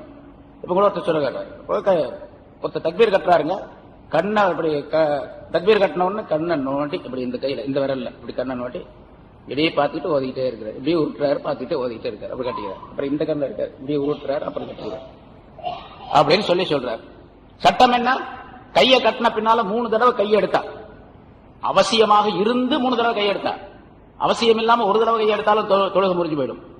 ரொம்ப அவசியப்பட்ட நேரம், கொசு கடிக்குது அப்படின்னு வச்சுங்க, கையை கட்டிட்டு இருக்காரு, கொசு கடிக்குது, ஒரு தடவை கையை எடுத்தாரு, அவ்வளவுதான். அடுத்த தடவை கடிச்சு லேசா சொல்லிட்டு வச்சிட வேண்டியது. 3ஆவது தடவை கடிச்சிச்சு, பேசாம இருக்க வேண்டியதுதான். கையை எடுத்தாரு, தொழுகை முடிஞ்சு போயிடும். அவசியப்பட்ட நேரத்தில் 3 தடவை கையை எடுத்தா தொழுகை முடிஞ்சு போயிடும். அவசியம் இல்லாம ஒரு தடவை கூட எடுக்கக்கூடாது, தேவையில்லை. அவசியமே இல்லை, ஒலிச்சு போட்டு அவசர அவசரமா ஓடியாடுறது, தலையிலே ஒண்ணும் இல்ல, மண்டையிலே ஒண்ணும் இல்ல, உள்ளேயும் இல்ல, வெளியும் இல்ல, ஒண்ணும் இல்ல, வந்து நின்றுகிறது. நின்ற உடனே தண்ணி ஊத்துதா, தாடியிலிருந்து தண்ணி ஊத்து, அது ஒரு மாதிரி அரிக்கும், காய சுறுசுறுன்னு இழுக்கும். அங்க சைத்தான் சும்மா இருக்க மாட்டான், கை வச்சோன்னா இப்படி சொல்லிடுறது, தாடியை போட்டு துடைக்கிறது, அப்புறம் இது பண்றது அது பண்றது. யாருடைய தொழுகையும் கூடாது. நீங்க வேணா பாருங்க, யார் அந்த மாதிரி செய்யறாங்க அவங்களுக்கு சைத்தான் விளையாடுறோம் அப்படின்னு அர்த்தம். இங்க ஒலுவை சரியாக செய்து விட்டால் எல்லா விதமான காரியங்களும் ரொம்ப அழகாக நிறைவேறிவிடும். சரி, வயின் கொண்டும் ஜுனுபன் பத்தஹரு, நீங்கள் ஜுனுபாலியாக இருந்தால் பத்தஹரு, நீங்கள் சுத்தம் செய்து கொள்ளுங்கள். இந்த ஃபத்தஹரு அப்படிங்கிறதுக்கு சுத்தம் செய்து கொள்ளுங்கள் அப்படின்னு சொன்னா சும்மா கை கால கழுவுறது அப்படிங்கிற அர்த்தம் அல்ல. இந்த இடத்துல ஃபக்தசிலு, அதுக்காக ஃபத்தஹருங்கிறதுக்கு ஃபக்தசிலு, நீங்கள் குளித்துக் கொள்ளுங்கள், குளித்துக் கொள்ளுங்கள்.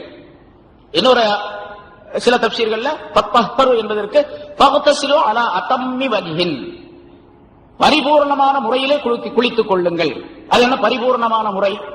குளிப்பதை ரசூலுல்லாஹி ஸல்லல்லாஹு அலைஹி வஸல்லம் எப்படி குளிக்க வேண்டும் என்று சொல்லி காட்டி இருக்கின்றார்கள். அதை யார் சொல்லணும்? ஆயிஷா ரலியல்லாஹு தஆலா அன்ஹா அவர்கள் தான் அறிவிக்கிறாங்க. சில ஹதீஸ்கள்ல உம்மு ஸலமா ரலியல்லாஹு தஆலா அன்ஹா அவர்கள் அறிவிக்கிறாங்க. ஆயிஷா ரலியல்லாஹு தஆலா அன்ஹா அவர்கள் சொல்லுகின்றார்கள், அன்ன நபி ஸல்லல்லாஹு அலைஹி வஸல்லம் கான இதா தஸல மினல் ஜனாபத்தி பதஅ பிகஸ்லி யதைஹி. ஸல்லல்லாஹு அலைஹி வஸல்லம் அவர்கள் ஜனாபத் பெரும் தொடக்கில் இருந்து குளிக்க வேண்டும் என்ற குளிக்க நாடினால், குளிப்பதாக இருந்தால் முதலாவதாக தங்களுடைய 2 கைகளையும் கழுவுவதை கொண்டு ஆரம்பிப்பார்கள். முதல்ல 2 தண்ணியில பாத்திரத்தில் தண்ணி இருக்கும், மாதிரி பைப்பெல்லாம் கிடையாது, ஒரு பாத்திரத்தில் தண்ணி இருக்கும், கொஞ்சம் இருக்கும், அவ்வளவுதான். தண்ணியில முதல்ல தண்ணி, ஒரு பாத்திரத்தில் தண்ணி எடுத்து கைகளை கழுவ ஆரம்பிப்பாங்க, கைகளை கழுவுவாங்க. சும்மா யஃப்ருகு பி யமீனிஹி அலா ஷிமாலி, முதல்ல கையை அப்படி கழுவிட்டு பிறகு இடது கரத்தில் இருக்க அந்த பாத்திரத்தை எடுத்து வலக்கரத்தில் மீது ஊத்துவார்கள். பிறகு வலது கரத்தில் எடுத்து இடது கரத்தின் மீது அந்த இதை ஊத்துவார்கள். பிறகு தங்களுடைய மர்மஸ்தானத்தை கழுவுவார்கள், தண்ணீரை கொண்டு மர்மஸ்தானத்தை கழுவுவார்கள். சும்மா யதவல்லஹு கமா யதவல்லஹு லிஸ்ஸலா, பிறகு தொழுகைக்கு ஒலு செய்வதை போன்று ஒலு செய்வார்கள். கைகளை கழுவ பின்னால பிறகு நஜீஸ் பட்டிருந்தா அதை கழுவிட்டு அதுக்கு பின்னால ஒலு எப்படி செய்வார்களோ, தொழுகைக்கு எப்படி ஒலு செய்வோமோ அதே மாதிரி ஒலு செய்வார்கள். சும்மா யதுகுலு அஸாபிஅஹு ஃபில் மா, பிறகு தங்களுடைய கைகளை தண்ணீருக்குள்ளே விடுவார்கள். தண்ணீர் பாத்திரம்லாம் கிடையாது, பாத்திரம் முதல்ல கை கழுவும்போது பாத்திரத்தை சாட்சி கழுவுவாங்க. சின்ன பாத்திரம் இருந்துச்சுன்னு சொன்னா சின்ன பாத்திரத்தை எடுத்து கழுவுவாங்க. அப்படி இல்லைன்னு சொன்னா, பாத்திரம் இல்லைன்னு சொன்னா, அந்த தங்களுடைய கைகள்லாம் கழுவிட்டாங்க, பொழுவெல்லாம் செஞ்சாச்சு, ஒரு பெரிய பாத்திரத்துல தண்ணி இருக்குது, அந்த தண்ணிக்குள்ள கையை விடுவாங்க. கையை விட்டு யுஹல்லிலு பிஹிமா உசூல ஷாரிஹி, கையை அப்படி பாத்திரத்துக்குள்ள அந்த விரல அப்படி நினைச்சு தங்களுடைய முடியினுடைய வேர் பகுதி அடிப்பகுதியில தண்ணீர் சேரக்கூடிய அளவுக்கு தண்ணி தொட்டு தொட்டு அப்படி தடவிக்குவாங்க. முதல்ல தலை பூராத்தையும் தடவிடுவாங்க. சும்மா யசுப்பு அலா ரஸி ஸலாஸ கரஃபாத்தின், பிறகு தங்களுடைய தலையின் மீது 3 சிரங்கைகள் இப்படி 2 கையில தண்ணி அள்ளி அள்ளி தங்களுடைய தலையின் மீது ஊத்திக்குவாங்க. சும்மா யுஃபீதுல் மா அலா ஸாயிர் ஜஸதிஹி, பிறகு உடல் பூராத்திலையும் தண்ணீரை ஊற்றிக் கொள்வார்கள். குளிச்சு முடிஞ்சு போய் சொல்லுது. அது என்ன எப்படி குளிக்கிறது, என்ன குளிப்பா இதெல்லாம் அப்படின்னு நம்ம சொல்லுவோம். அவ்வளவுதான் குளிக்கிறதுடைய பரலான அமைப்பு அளவு, அவ்வளவுதான். அதனாலதான் குளிக்கிறதுக்கு வேற ஹதீசுகள்ல முன்னாலும் பல தடவை சொல்லப்பட்டு இருக்கின்றது. ஒலு செய்வதற்கு ரசூலுல்லாஹி ஸல்லல்லாஹு அலைஹி வஸல்லம் அவர்கள் 1 முத்து தண்ணீரை பயன்படுத்தினார்கள். குளிப்பதற்காக 4 முத்து தண்ணீரை பயன்படுத்தினார்கள் அப்படின்னு சொன்னாங்க, சொல்லப்பட்டிருக்கு. 1 முத்து அப்படின்னா 2 கையில நிறைய அள்ளனா எவ்வளவு இருக்கும், அவ்வளவு 1/2 லிட்டர் இருக்குமா, அதோட கம்மியா தான் இருக்கு அப்படின்னு வச்சுங்க. அது அளவு 3/4 லிட்டர் என்பதாக சொல்லப்பட்டிருக்குது. பெரிய கை, கொஞ்சம் ரொம்ப பெரிய கையும் அல்ல, ரொம்ப சின்ன கையும் அல்ல, நடுத்தரமான கையில அப்படி நிறைய அள்ளனா அது 3/4 லிட்டர் இருக்கும் என்பதாக ஒரு கணக்கிடப்பட்டு இருக்கின்றது. 3/4 படி அப்படின்னு சொல்லிட்டு, அல்லது 1 படி. அத இப்ப அந்த 1 முத்து அப்படிங்கிறது 4 முத்து சேர்ந்தது ஒரு மரக்கால் அப்படின்னு சொல்லிட்டு அளவு சொல்லப்பட்டிருக்கு. 4 முத்து சேர்ந்தது 1 மரக்கால். 1 மரக்கால் அப்படின்னு சொன்னா அந்த காலத்துல சின்ன படி இருந்துச்சு பாருங்க, அதுல 4 படி 1 மரக்கால்ங்கிறது. இந்த பட்டண படி நம்ம இங்க மெட்ராஸ் படின்னு சொல்லுவாங்க அந்த காலத்துல, அந்த படி 2 படி. அது சின்ன படி 4, இது பெருசு 2, பட்டணம் படிங்கிறது 2 படி அப்படின்னு சொன்னா 1 முத்து எவ்வளவு இருக்கும், 1 படி இருக்கணும். 4 முத்து 4 படி.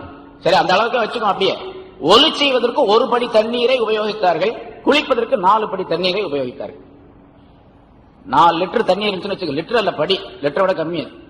அதுல நம்ம குளிக்க முடியுமா? இப்ப ஒரு அஜத் இருந்தாங்க, என்னுடைய உஸ்தாது கூட, அவங்க பெரிய அஜத் தான். அவங்க ஒருத்தர் கேட்டார், ஒரு ஊருக்கு போயிருந்தாங்க, அப்ப கேட்டாங்க, என்ன அஜத்து இந்த மாதிரி 4 முத்துல 1 மரக்கா தண்ணியில குளிக்கலாம்னு சொல்றாங்களே, இது எப்படி அஜத்து, சாத்தியமே இல்லையே, நினைச்சே பார்க்க முடியல குளிக்கிறது. உடனே அஜத் என்ன பண்ணாங்க, அவர் பெரிய தாடி வச்சிருந்தாங்க, பெரிய தாடி இருக்கு அவங்களுக்கு. 1 மரக்கா தண்ணி கொண்டு வாங்க, 1 மரக்கா தண்ணி கொண்டு வந்து வச்சாங்க. சட்டையெல்லாம் காட்டினாங்க, மணியன் காட்டினாங்க, ஒரு சின்ன துண்டை கட்டிக்கிட்டாங்க, முழங்கால் மறையிற மாதிரி, அவரத்து மறையிற மாதிரி சின்ன துண்டு கட்டிக்கிட்டு ஒரு பலகை கொண்டு வர சொல்லி அதுல உட்காந்து அந்த 1 மரக்கா தண்ணியில குளிச்சு காட்டினாங்க. 1 மரக்கா தண்ணியில குளிக்க என்ன, சோப்பெல்லாம் போட, சோப்பு போடுறது யாருங்க சொன்னாங்க, குளிக்கிறதுக்கு தான் சொன்னாங்க. 1 மரக்கா தண்ணி, சோப்பு போடுறதுன்னு சொன்னா அது 50 மரக்கா தண்ணி வேணும், அது வேற விஷயம். சோப்பெல்லாம் போடுறதுல குளிக்கிறது தான் இங்க சொல்லப்பட்டது. ஜுனுபாலி சுத்தமாயிட்டார், ஜுனுபு நீங்கி போச்சு, பெருந்தொடக்கு நீங்கி போச்சு, குளிக்கிறாரு, இவர் தொழுகலாம். இப்போ அவ்வளவுதான். குளிச்சு காட்டினாங்க. முடியுமா அப்படின்னா முடியும், தாராளம் முடியும். தண்ணீரே இல்லாத காலம் அது. தண்ணீர்னாவே பெரிய பெரிய செல்வம் தண்ணிங்கிறது. அதனால அந்த நேரத்தில் ஒரு மரக்கால் தண்ணியில குளிக்கிறது அப்படிங்கிறது பெரிய அதிசயமான விஷயம் அல்ல. சரி, இப்ப ஸல்லல்லாஹு அலைஹி வஸல்லம் அவர்கள் குளிக்கிறத முறையை சொல்லி ஹஜ்ரத் ஆயிஷா ரலியல்லாஹு தஆலா அன்ஹா அவர்கள் சொல்லி காட்டுகின்றார்கள். இதுல குளிப்புல ஹனஃபி மதுஹபின்படிக்கு ஃபர்லான காரியங்கள் 3. ஃபர்லான காரியம் மித்தனா சுன்னத்து. அதாவது தண்ணி முதல்ல கைகளை நல்லா கழுவிக்கிறது, அதுக்கு பின்னால நஜீஸ் பட்டிருந்தா நஜீஸை கழுவுறது, அதுக்கு பின்னால ஒலு செய்வது, தொழுகைக்கு ஒலு செய்வதை போன்று பரிபூர்ணமாக ஒலு செய்து கொள்வது, அதை ஒலு செய்வதில் தலைக்கு மசகு செய்வது உள்பட அதையும் செஞ்சுக்கணும். ஏன்னு கேட்டா அங்க ஃபுகஹாக்கள் அதே கருத்து வேறுபாடு இருக்குது, அதை ரொம்ப விரிவாகவே எழுதுகின்றார்கள். ஏன்னா ஒலி செய்யக்கூடிய நேரத்தில் தலைக்கு மசகு செய்யறாரு, தலைக்கு மசகு செய்யணும்னா காலக்கடையில் திரும்ப தலையில தண்ணியை ஊத்தணுமா இல்லையா, இல்லையா ஊத்தணுமா இல்லையா, அதை ஷவர் பாத்தாருன்னா திறந்து விட்டு அப்படி நின்றுக்கு வராக அது ஊத்திட்டே இருக்கு. சரி, பின்னாலதான் தண்ணி ஊத்த பாருமே, அதுக்கு வேற மசகு வேற செஞ்சுக்கிட்டு ஒரேடியா தண்ணியே ஊத்திக்கோமே அப்படின்னு ஊத்தக்கூடாதான். என்ன பண்ணும், ஒலு எப்படி செய்கின்றோமோ அதே போல செஞ்சுக்கணும். முதல்ல மசகும் செஞ்சுக்க வேண்டியது. மசகு செய்த பின்னால கால கழுவுறதா இல்லையா அப்படிங்கறது பிரச்சனை. அவர் நிக்கக்கூடிய இடம் ஃபிக்ஹுடைய கிதாபுல கால கடைசியில கழுவணும் அப்படின்னு வரும். கால கடைசியில கழுவணும் அப்படிங்கிறது இடத்தை பொறுத்தது. அதாவது அவர் நிக்கக்கூடிய இடம், இவர் குளிக்கக்கூடிய அந்த தண்ணீர் எல்லாம் ஒன்றாக அவருடைய காலுக்கு அடியிலேயே சேகரமாகி விடும் என்ற நிலையில் இருந்தால் அந்த இடம். சில இடம் அப்படி இருக்கு, மண்ணு கிண்ணமா இருக்கு, சேருமா இருக்கு, இவர் குளிக்கிற தண்ணியெல்லாம் அங்கதான் நிக்கும். இப்ப நம்ம பாத்ரூம்ல குளிக்கிறோம், இருக்குது, சிப்ஸ் போட்டிருக்கிறாங்க, இதை போட்டிருக்காங்க, அது பாட்டு தண்ணி ஓடி போயிடுது.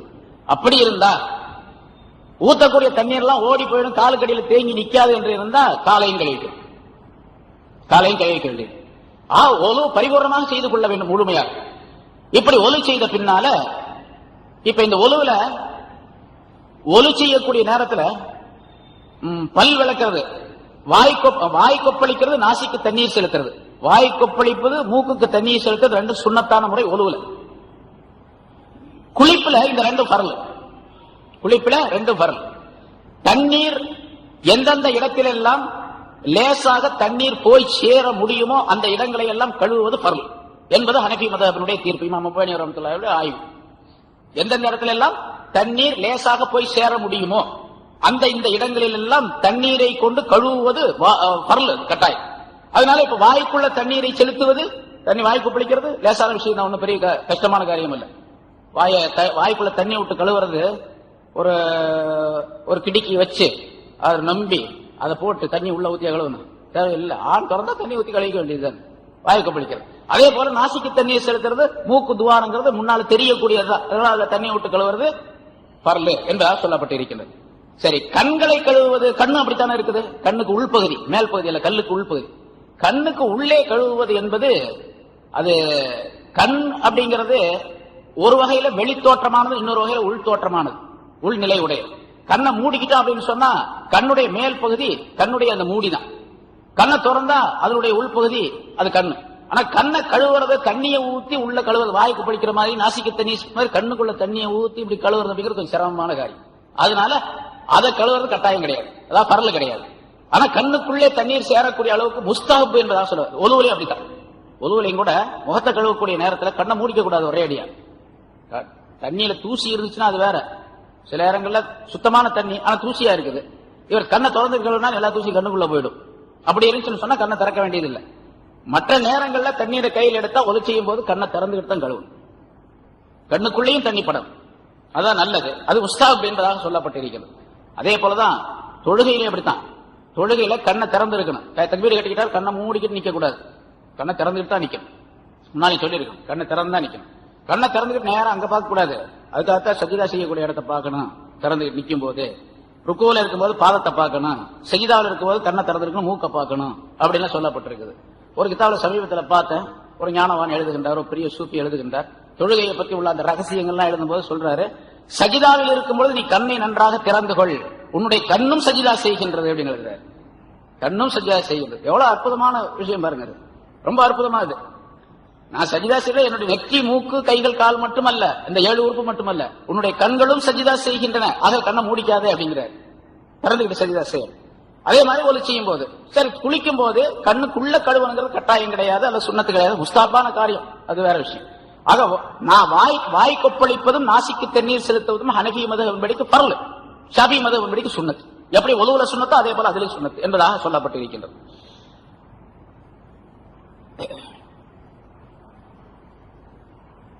ஒலுவினுடைய அதாவது தலையில ஸல்லல்லாஹு அலைஹி வஸல்லம் கையை தண்ணியில விட்டு இப்படி முடிய பூரா இப்படி கோதி கழுவி அப்படி தேய்ச்சாங்க, அவர் சுரண்டி விட்டாங்க. தண்ணி அந்த முடியினுடைய அசல் பாகத்திலே சேர வேண்டும் என்பதற்காக வேண்டி அப்படின்னு சொல்லப்பட்ட முதல்ல சொன்னமா இல்லையா ஆயிஷா நாயுடைய ஹதீஸ். அதன்படி தலை முடிய கழுவும் பொழுது ஆணா இருந்தாலும் பெண்ணா இருந்தாலும் அந்த தலைமுடி எங்கிருந்து முளைக்கின்றதோ அந்த இடத்துக்கு தண்ணி போய் சேரணும். அதுக்கு மேல உள்ள பகுதியெல்லாம் கழுவுறது சுன்னத்து தான், மேல உள்ள பகுதியெல்லாம் கழுவுறது. ஸல்லல்லாஹு அலைஹி வஸல்லம் அவர்கள் சொல்லுகின்றார்கள், தஹத்த குல்லி ஷாரத்தின் ஜனாபத்துன், ஒவ்வொரு முடிக்கு கீழும் ஜனாபத் இருக்கின்றது. ஜனாபத் தொடக்கு என்பது ஒவ்வொரு முடிக்கு கீழும் ஏற்பட்டு விடுகின்றது. ஃபபுல்லு ஷார வனக்கு அல் பஷரத, நீங்கள் அந்த முடிகளை நன்றாக நனைத்துக் கொள்ளுங்கள், மேனியை சுத்தப்படுத்திக் கொள்ளுங்கள் என்பதாக ஸல்லல்லாஹு அலைஹி வஸல்லம் சொல்றாங்க. அதனால முடியினுடைய வேர் பகுதி வரைக்கும் போய் சேரணும். அதாவது உமர் ரலியல்லாஹு தஆலா அன்ஹு அவர்கள் ஜனாபத்து அதாவது குளிக்க கடமைப்பட்டு குளித்து விட்டு தண்ணீர் தலையில நிறைய இருக்கக்கூடிய நிலையில இப்ப மாதிரி டவுன்ல எல்லாம் தோற்றுறது எல்லாம் பழக்கம் கிடையாது, அரபு நாட்டுல தோற்ற பழக்கம் எல்லாம் கிடையாது. எனக்கு குளிச்சுட்டு வந்தாவே கொஞ்ச நேரத்துல காஞ்சி போயிடும். இப்போ ஹஜ்ஜுக்கு போறவங்களுக்கு தெரியும், அதெல்லாம் தொடக்க சுத்தமா தொடச்சு நம்ம மாதிரி காய வச்சு அப்புறம் ஃபேனை போட்டு அதை போட்டு இந்த மிஷினை போட்டு காய வைக்கலாம் கிடையாது. ஆட்டோமேட்டிக்கா இங்க இருந்து அங்க போறதுக்குள்ள காஞ்சி போயிடுது. அப்படி தலையில தண்ணி இத கூட வந்தாங்க. அதற்கு அலி ரலியல்லாஹு தஆலா அவர்கள் வந்தார்கள் என்பதாக மற்றொரு அறிவிப்பில் சொல்லப்பட்டிருக்குது. ஸல்லல்லாஹு அலைஹி வஸல்லம் இந்த விஷயத்தை சொல்லிட்டு இருந்தாங்க, குளிக்கக்கூடியவங்க அந்த முடியினுடைய வேர் பகுதி நனையக்கூடிய அளவுக்கு குளிக்கணும் அப்படின்னு. போனவர் அலி ரலியல்லாஹு தஆலா அவர்களோ அல்ல உமர் ரலியல்லாஹு தஆலா அவர்களோ தங்களுடைய தலை முடியெல்லாம் இப்படி பார்த்துக்கிட்டாங்க, இப்படி தேய்ச்சி பார்த்தாரா எல்லா இடத்துலயும் ஆயிருக்கா தண்ணி இல்லையா அப்படின்னு சொல்லிட்டு. நான் அதை சரிபார்த்து கொண்டேன் என்பதாக சொல்லுகின்றார். அப்படின்னா எல்லா பக்கம் தண்ணி எல்லா முடியிலும் நனைஞ்சிருக்கணும், முழுமையாக நனைஞ்சிருக்கணும். எப்படி வயின் குன்தும் ஜுனுபன் பத்தஹரு, நீங்கள் ஜுனுபாலியாக இருந்தால் பெருந்தொடக்குடையவர்களாக இருந்தால் குளித்துக் கொள்ளுங்கள் பரிபூர்ணமான முறையிலே என்பதாக குறிப்பிடுகின்றார். அல்லாஹ் தஆலா சொல்லிக்காரு. எனவே அல்லாஹ் தஆலா தன்னுடைய நியாமத்துகளை பரிபூர்ணமாக ஆக்கி வைத்ததோடு அந்த நியாமத்துகளுக்கு நன்றி செலுத்தக்கூடிய ஒரு உபூதியத்தையும் அல்லாஹ் தஆலா தந்திருக்கின்றான். அதுல உள்ள அந்த உபூதியத்துல மிக உச்சகட்டமாக இருக்கக்கூடியது, உயர்வாக இருக்கக்கூடிய தொழுகை, அதற்கு முன்னோடியாக இருக்கக்கூடியது ஒலு. அதை அல்லாஹ் தஆலா விவரித்து இங்கே சொல்லி காட்டுகின்றான். அதை பின்பற்றக்கூடியவர்களாக பேணக்கூடியவர்களாக இருக்க வேண்டும். அத்தகைய நல்ல தன்மைகளை நம் அனைவருக்கும் அல்லாஹ் தஆலா தந்தருள்வானாக. அல்ஹம்துலில்லாஹி ரப்பில் ஆலமீன். அல்லாஹும்ம ஸல்லி அலா சய்யிதினா முஹம்மதின் வ அலா ஆலி சய்யிதினா முஹம்மதின் வ பாரிக் வஸல்லிம் அலைஹி. ربنا آتنا في الدنيا حسنة وفي الآخرة حسنة وقنا عذاب النار. وصل وسلم على رسولك سيدنا محمد وآله وصحبه أجمعين والحمد لله رب العالمين. صلى الله على محمد صلى الله عليه وسلم. صلى الله على محمد صلى الله عليه وسلم. صلى الله على محمد يا رب صل عليه وسلم. السلام عليكم.